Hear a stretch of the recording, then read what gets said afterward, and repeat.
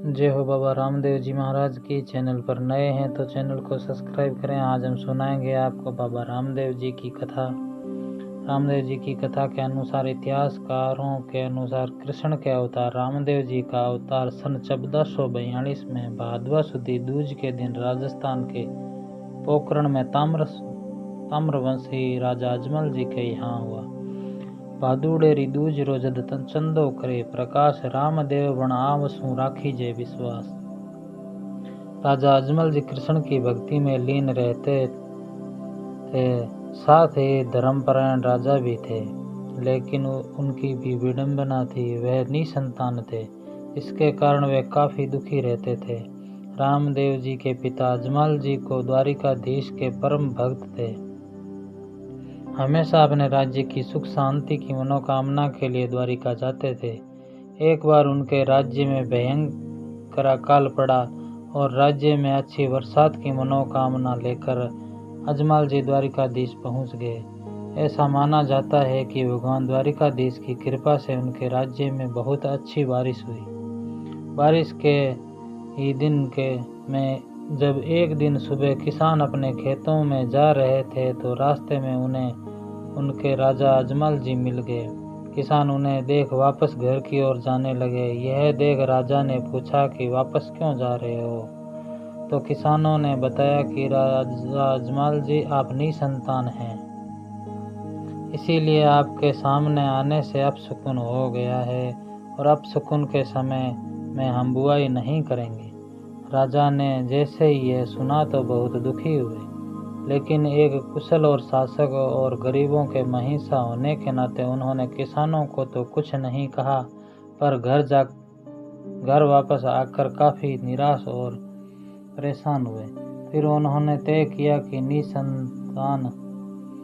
संतान प्राप्ति की मनोकामना लेकर द्वारिकाधीश के दर्शन करने जाऊंगा। इस मनसा के साथ वे द्वारिकाधीश पहुंचे। भगवान द्वारिकाधीश के प्रसाद के रूप में लड्डू लेकर मंदिर में पहुंचकर राजा अजमल जी ने बहुत दुखी और भारी मन से भगवान द्वारिकाधीश की मूर्ति के सामने से अपनी व्यथा रखी। अपनी सारी बात करने के बाद वो मूर्ति को एकटक देखते हुए उन्होंने लगा कि भगवान की मूर्ति उन्हें मुस्कुराती हुई दिखाई दे रही थी।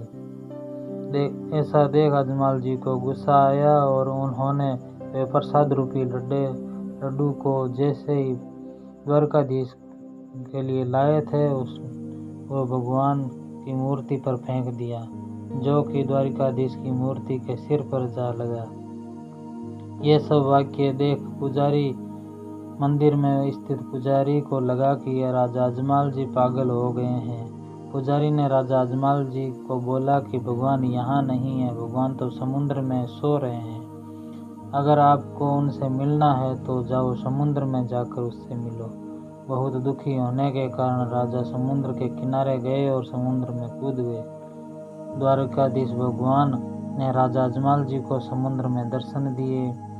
श्री कृष्ण ने स्वयं बलराम जी के साथ उनके घर अवतरित होने का वरदान दिया और कहा कि वह खुद भादवा की दूज के दिन राजा अजमल जी के घर पुत्र के रूप में आएंगे।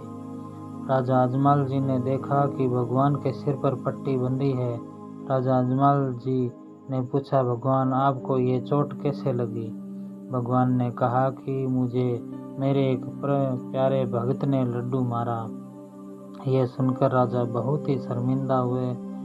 अजमल जी भगवान से बोले, मुझ अज्ञानी को कैसे पता होगा कि आप ही मेरे घर आए हैं? भगवान ने कहा कि जब मैं तेरे घर आऊँगा तो तेरे आंगन में कुमकुम के पैर के निशान बन जाएंगे, मंदिर में शंख अपने आप बजने लगेंगे। ये सब सुनने के बाद राजा अजमल जी खुशी खुशी घर लौटे। अपनी रानी को सारी बात बताई। उसके निश्चित समय के बाद भगवान के वरदान अनुसार पहले बलराम जी ने ब्रह्मदेव के रूप में राजा अजमल जी की पत्नी मेणादे के गर्भ से जन्म लिया। उनके 9 माह बाद भादवा की दूज के दिन भगवान कृष्ण राजा अजमाल जी के घर रामदेव जी के रूप में पालने में अवतरित हुए। बाबा रामदेव जी की कथा आपको कैसी लगी कमेंट करके ज़रूर बताएं, और चैनल पर नए हैं तो चैनल को सब्सक्राइब कर देना। जय बाबे।